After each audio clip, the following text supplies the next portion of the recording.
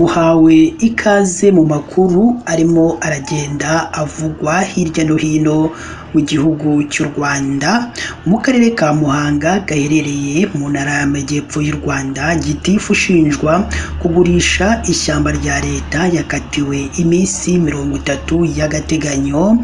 Sanzimana Vedaste wayoboraga umurenge wa Nyabinoni, urukiko rwategetse ko afungwa iminsi 30 y'agateganyo. Urukiko rw'ibanze rwa Kiyumba ruherereye mu murenge wa Kiyumba mu karere ka Muhanga rwategetse ko uwari umunyamabanga nshingwabikorwa w'umurenge wa Nyabinoni afungwa iminsi 30 y'agateganyo. Mu isomwa ry'urubanza ryabaye kuri uyu wa mbere tariki ya 23 Ukuboza 2024, urukiko rw'ibanze rwa Kiyumba ruvuga ko hari impamvu zikomeye zatumye Sanzimana Vedaste akekwaho kuba yarakoze icyaha cyo kunyereza umutungo, icyaha cyo gukoresha nabi umutungo ufitiye rubanda akamaro, icyaha cyo gukoresha ububasha ahabwa n'itegeko mu nyungu ze bwite, ndetse n'icyaha cyo kwangiza cyangwa konona ibiti. Rutegetse ko Sanzimana afungwa iminsi 30 y'agateganyo, agafungirwa mu igororero ryemewe n'amategeko. Gusa mu iburanisha ry'ubushize, Sanzimana yavuze ko ibyaha aregwa byo kugurisha ibiti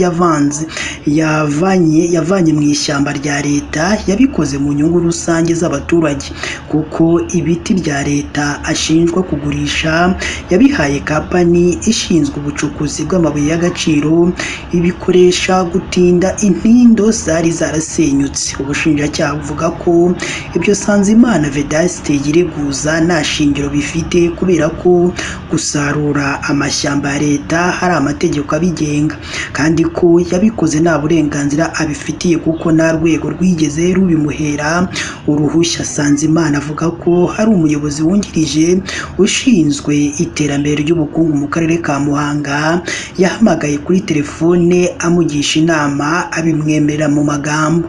Avuga ko ibi biti yahaye kampani ikora ubucukuzi bw'amabuye y'agaciro, yabahaye ibyo biti ashaka kwesa umuhigo w'ubudehe ugamije gutinda amateme n'inindo byangiritse mu gasanteri ka Rutongo ugana mu mudugudu wa Karambo mu murenge wa Kabacuzi mu karere ka Muhanga. Ati, nasanze nta mafaranga umurenge wabona wo gutinda amateme n'izo ntindo, nifashisha umufatanyabikorwa. Sanzimana yemera ko hari n'ibiti yahaye padiri, akavuga ko ibyo byose yabikoze byari mu nyungu z'abaturage. Ati, ikosa nararikoze, ariko narikoze mu nyungu z'abaturage. Nari ishinzwe kureberera ko ikibazo bafite cyakemuka.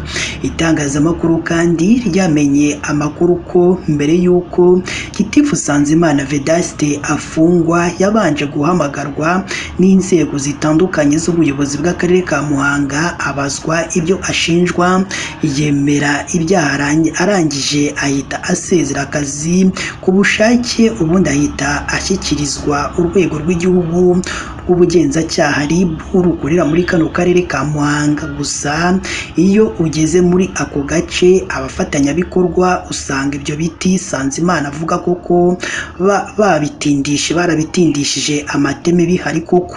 Bamwe mu baturage bakavuga ko yaba yarabitanze ahawe akantu nk'uko amakuru abivuga. Ubu Sanzimana kandi Vedaste aburanye akaba umwere kuri ibi byaha akurikiranweho, ntabwo yabona amahirwe yo gusubira mu kazi kuko yamaze kwandika agasezera ku bushake. Bakavuga ko umuyobozi wamuhaye uburenganzira mu magambo byagora kugira ngo abyemere ko ari we waba warahaye ububasha uyu Gitifu w'umurenge wa Nyabinoni. Ndagushimiye wowe twabanye mu makuru aba arimo aragenda avugwa hirya no hino mu gihugu cy'u Rwanda.